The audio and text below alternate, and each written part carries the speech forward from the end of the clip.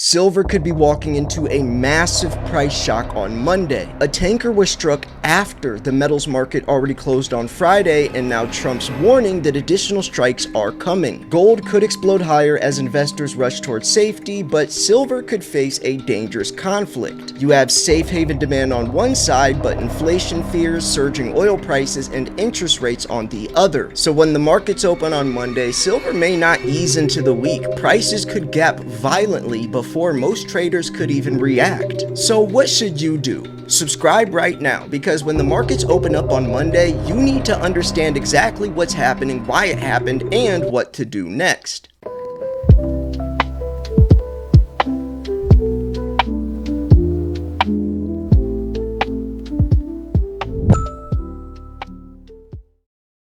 Alright folks, buckle up because things are about to get crazy. We have some massive breaking news that we have to discuss, and this is definitely going to affect the metals market on Monday as soon as the markets open. Well, what's happening? Well, all of these articles that I'm about to show you just came out today, Saturday, August 1st.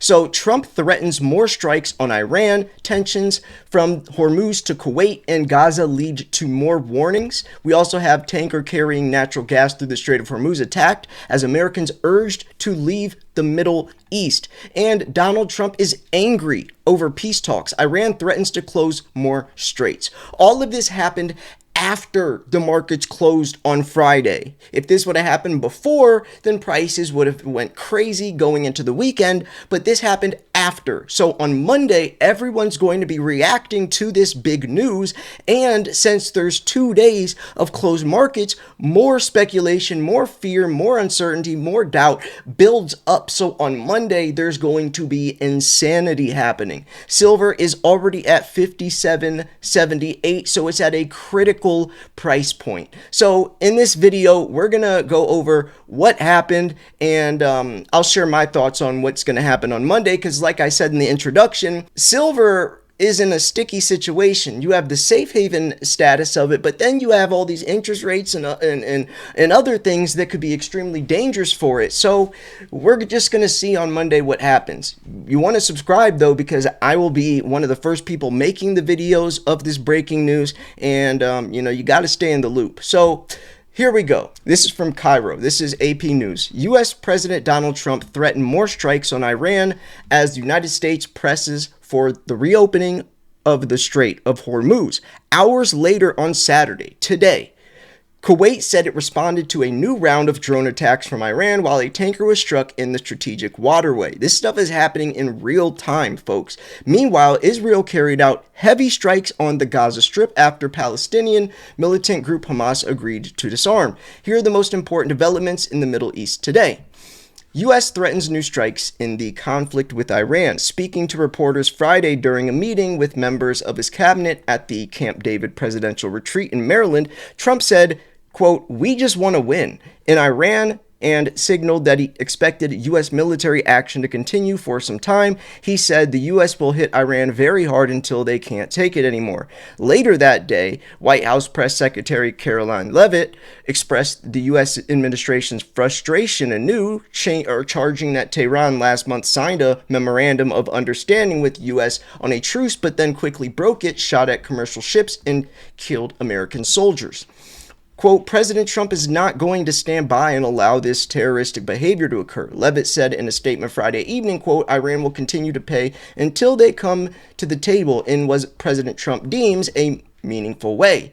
On Saturday, the U.S. State Department issued new security alerts for Americans in 10 countries in the region to exercise heightened caution due to the escalation tensions with Iran. The warnings, covering Bahrain, Israel, Iraq, Jordan, Kuwait, Lebanon, Oman, Qatar, Saudi Arabia, and the UAE, urge U.S. citizens to prepare for the possibility of flight cancellations, temporary airspace closures, and other travel disruptions. So yeah. Now we have new attacks on Kuwait and on shipping. Kuwait's military said on Saturday, today, that its forces were responding to drone attacks. We already covered that. So the British Navy said Saturday that a tanker was struck and a separate explosion hit close to a vessel in the Strait of Hormuz off the coast of Oman. No casualties were reported in either incident. The United Kingdom Maritime Trade Organization said an unknown projectile hit the vessel on Friday, 11 nautical miles northeast of Lima, Oman. The attack damaged the vessel's engine room. So Iran has reportedly attacked vessels attempting to transit through the strait without its authorization as part of its ongoing conflict with the U.S. Israel strikes Gaza after Hamas says it will disarm. Intense Israeli strikes Friday night and Saturday killed at least 4 people in central and northern Gaza and wounded dozens more, according to local health officials. Let's go into this one. Donald Trump is, quote, angry over peace talks. Iran threatens to close more straits. Iranian authorities have issued fresh warnings over the strait, saying the global economy, energy market, and American voters will suffer the consequences if the U.S. maintains its blockade. Wow. So Iranian state media published the official statement signed by the Supreme National Security Secretary and former Islamic Revolutionary Guard Corps commander Mohammad Zolgadar. Quote, continuation of American maritime blockade and incitement of conflict will lead to a tighter lockdown of the Strait of Hormuz and will lead to closure of other straits and choke points, in the statement said. Quote, and the global economy, the energy market, and American voters will pay the price. So now we have this one. A tanker carrying natural gas through the Strait of Hormuz was attacked as Americans urged to leave Middle East. This also came out today.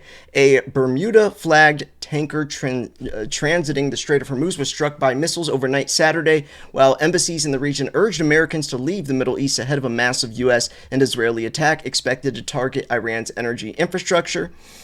So the gas-log Shanghai ship, which was carrying liquefied natural gas, sustained damage to its engine room, rendering inoperable off the Omani coast, Bloomberg reported, citing security intelligence sources. The Bermuda carrier had picked up an LNG shipment from Qatar around July 27th and last sent a signal on Friday near the western entrance of Hormuz. So yeah. Iran has yet to take credit for the attacks, but has repeatedly threatened the security vessels transiting the U.S.-approved southern corridor of Hormuz. The strikes came just days after another gas-log LNG carrier was hit while in a northern Egyptian port in strike that has still not been claimed by any group. Iranian lawmaker Ibrahim threatened to send the U.S. back to the Stone Age on Saturday. That is so funny because that is obviously not realistic.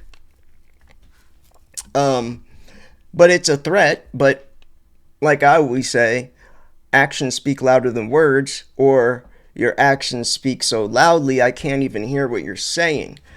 So Iranian lawmaker, they threatened to send the U.S. back to the Stone Age on Saturday if there were any attacks on the nation's energy infrastructure after President Trump directed more strikes on Tehran that were expected to begin as soon as this weekend, a source familiar with military planning said Friday.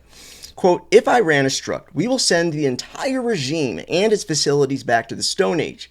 A member of Parliament's National Security and Foreign Policy Committee wrote on X, it is in your interest not to do anything foolish. So they're both saying they're going to send each other to the Stone Age.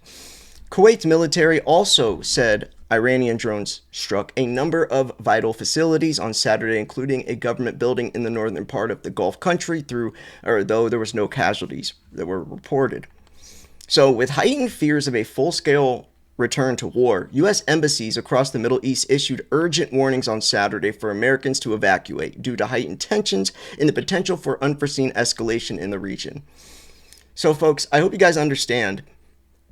This is going to cause mass panic. And what happens when people freak out? They do crazy things, irrational things.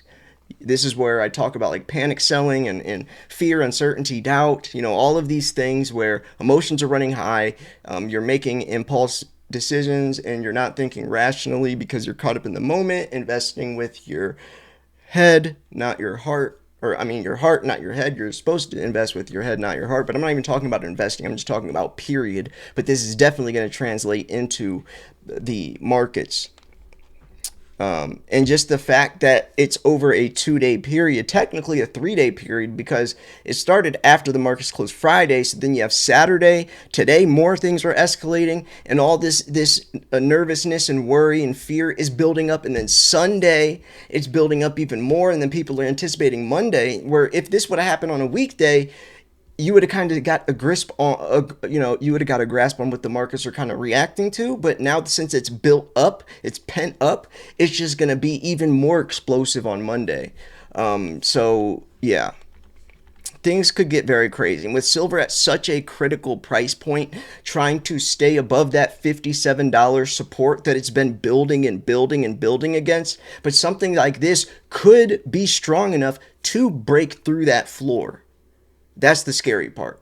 Or it could be enough to actually push it up and give it some more momentum, like, like people turning towards safe havens. But this war has actually been hurting silver prices. I made a whole video talking about this. Every time there was something with the strait being closed or anything, silver dropped astronomically. Like, the reason it didn't keep moving from that 121 in January is because the time and time again with this war just hindering its growth. But of course this will end eventually, but right now there's no end in sight. So yeah, it would also mark Israel's return to the war against Iran for the first time since the breakdown of the Memorandum of Understanding between Washington and Tehran earlier this month. Trump confirmed that it was only a matter of time before the U.S. military began striking Iran. We're going big. We've already gone big. Later, adding that U.S. military operations against the Iranian regime will get a little stronger, maybe now, but they'll get weaker. So, wow, folks. Buckle up, fasten your seatbelts, and hang on for dear life, because there's going to be so much just action and volatility happening this week, especially with, this is just one thing. We haven't even gone into like all of the things that are happening this week as well. So you definitely want to subscribe, because I do things different, right? Most people kind of just react to what's happening. I'm weeks, sometimes months ahead of everything. Now, I know there's a lot of unknown variables, so we can't predict everything, but I know everything that's happening for the next several weeks or months out, and I'm building videos and researching information about all of these and kind of getting an idea. Like I promise, if you subscribe here, you will never miss a beat, and a lot of times you'll be the first to know stuff. Now, I'm not going to try to sit here and act like I know it all. I cover the information. I cover, the data, the information, the statistics, the articles, the experts talking about it. That's why I like showing these articles instead of just sitting here with the camera in front of my face or just showing some silver coins on the ground and talking out of my brain. No. I want to actually show you guys the data, because this is extremely important. This is extremely important to note, right? Imagine someone who's an investor that has no idea about any of this happening, or doesn't know that this is happening today because they never watched my video. Then on Monday, they're like, what the heck just happened, right? It's very important. It's very, very, very important. Anyways, I'm going to wrap this video up here. Go check out the podcast, The Silver Show, episode 1 I did with Andy Scheckman. It's a really good episode. Andy talks about how he actually almost went out of business from the silver squeeze in February of 2021. I also interviewed Chris Butala, which is the CEO of Oceanic Iron Ore. So another really cool company if you want to learn about iron ore and his big multi-billion-dollar project he's doing in Canada. So yeah, a lot of stuff. I'm about to interview Rafi Farber on Monday. So yeah, a lot of stuff ahead, folks. Make sure you subscribe. So yeah, anyways, thanks for tuning in. This is Silver Slayer. I'll see you guys tomorrow. Peace.